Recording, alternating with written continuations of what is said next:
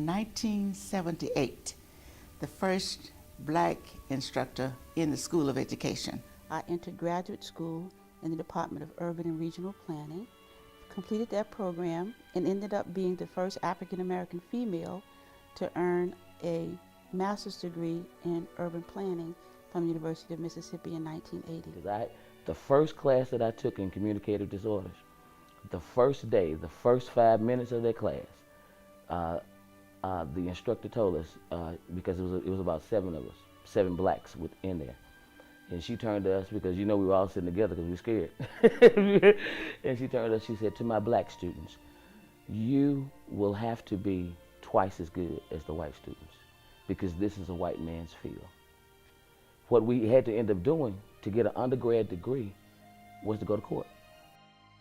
I think I started in 65, 66, just taking summer school courses, maybe one session, and maybe the next semester I would take one course, but I finished it in 1969.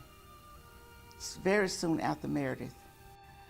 That was one reason I decided I don't want to teach at Ole Miss. I didn't want to come here. That was in 1962. Meredith was coming in to register at Ole Miss. And we came through campus just at the time of, I think, the war itself, not knowing what was going on except what you could see on TV, and you couldn't see all of that. And by the time we reached the end of Sorority Row, that was scary. We couldn't go any further.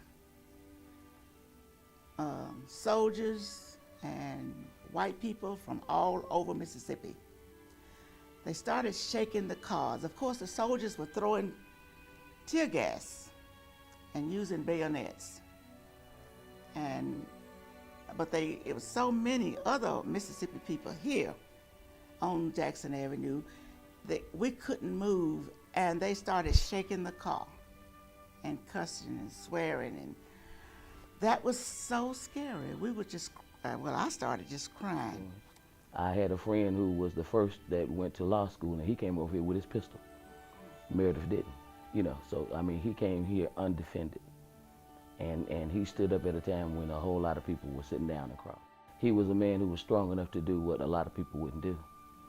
And, a lot of people would say, "Oh, well, he was crazy." You had to be kind of crazy to do that, to put yourself in a situation where you would be isolated and where you would be alone and where you would have to study and where you would have to prove yourself daily. You have to be kind of crazy to do that, because that's a scary thing to do. I did invite him, 4 or 5 years ago, that's since I've been retired, and asked him to come to speak to our church, and he did. And I was talking a lot.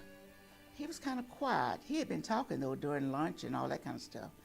I looked around at his face, and he had tears coming down his face. A lot of just the scenery and what was going on at that time, he was so protected, he didn't know about it. He's beyond the definition of an icon, and I do not think the impact of what happened with him at the University of Mississippi has even been defined.